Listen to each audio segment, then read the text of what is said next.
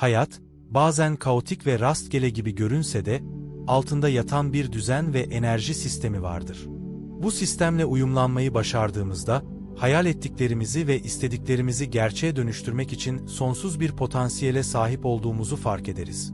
Ancak bunun ilk ve en önemli adımı, ne istediğimizi net bir şekilde bilmekten geçer. Birçok insan yaşamında istediği şeylere ulaşamadığından yakınır.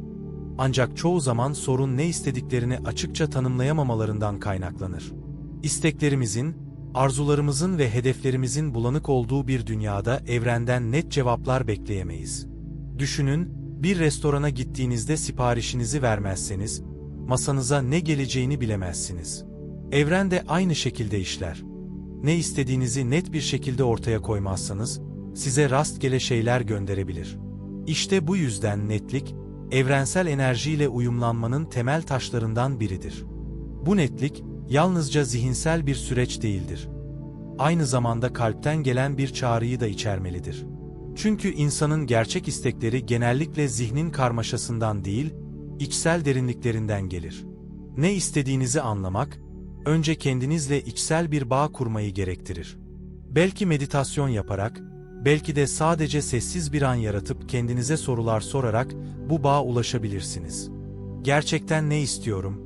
Bu istek benim kim olduğumla uyumlu mu? Beni mutlu edecek mi?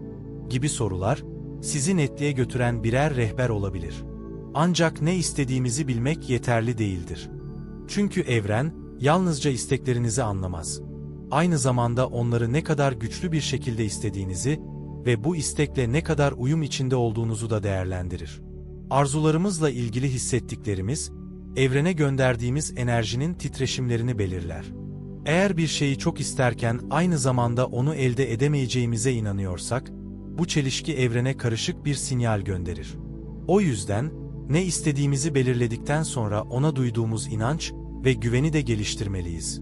İsteklerimizi evrene iletmenin en etkili yollarından biri de görselleştirmedir. Zihnimizde o isteğin gerçekleştiği anı yaşamak, duygularımızla bu anı desteklemek evrene güçlü bir sinyal gönderir. Eğer bir ev hayal ediyorsanız, o evin kokusunu, içindeki atmosferi, size hissettirdiği sıcaklığı zihninizde canlandırmalısınız. Sadece hayal etmekle kalmayıp, bu hayale gerçekmiş gibi inanmak ve şükür hissiyle desteklemek gerekir.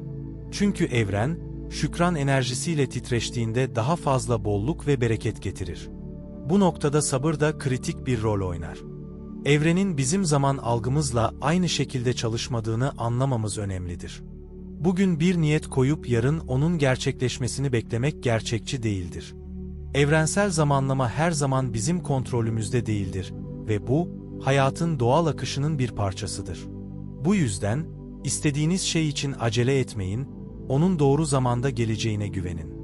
Bu süreçte karşınıza engeller çıkabilir ve bu oldukça doğaldır.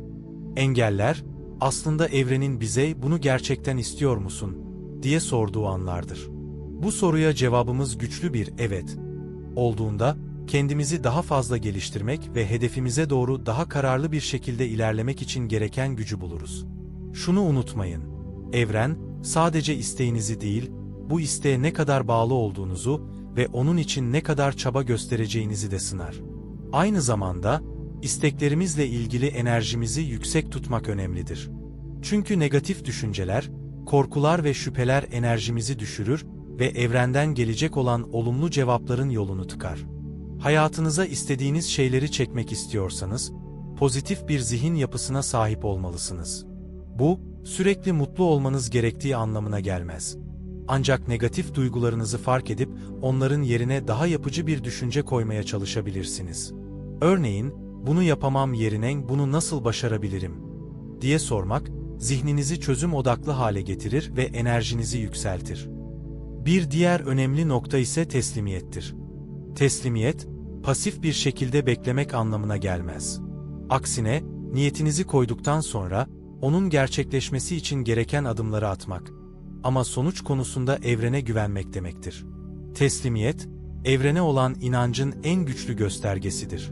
Bir tohumu toprağa ektiğinizde onun büyümesini zorlayamazsınız. Yalnızca gereken şartları sağlayıp, büyümesi için sabırla bekleyebilirsiniz. İsteklerimiz de aynen böyle bir süreçten geçer.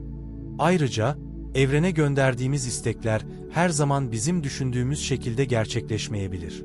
Evren, bazen bize istediğimizden daha iyisini ya da gerçekten ihtiyacımız olanı sunar. Bu yüzden, isteklerinizi dile getirirken, "Bana hayırlı olanı ver" ya da "Bu ya da daha iyisi" şeklinde bir açıklık bırakmak, evrenin size en doğru yolu göstermesi için bir alan yaratır. Çünkü bizim sınırlı perspektifimizle göremediğimiz pek çok şey, evrensel sistemin geniş bakış açısında açıktır. Evrenin size isteklerinizi vermesi için sadece istemek değil, aynı zamanda bu istekleri hak ettiğinize inanmanız da gerekir. Kendinizi layık görmediğiniz bir şeye ulaşmanız zordur. Bu yüzden, kendinize değer vermek, kendinizi sevmek ve isteklerinizi elde etmeyi hak ettiğinizi bilmek, evrensel işleyişte güçlü bir katalizör görevi görür. Son olarak, şükran duygusuyla hareket etmek bu süreci taçlandırır. Hayatınızda zaten sahip olduğunuz şeylere minnettarlık duyduğunuzda, evren bu enerjiyi algılar ve size daha fazlasını getirir. Şükür, bolluk bilincini besler ve sizi alma-verme döngüsünde sürekli bir akış içinde tutar. Bu yüzden, her gün sahip olduklarınız için şükredin ve istekleriniz gerçekleşmeden önce bile onların varlığı için teşekkür edin. Evren her zaman sizinle işbirliği içinde çalışır. Ancak bu işbirliğini güçlendirmek sizin elinizdedir. Ne istediğinizi bilin, ona inanın, onun için harekete geçin ve sabırla bekleyin. Hayat, sizin niyetlerinizin ve eylemlerinizin bir yansımasıdır. Siz kendi ışığınızı net bir şekilde yansıttığınızda, evren de bunu görür ve size aynı netlikte karşılık verir.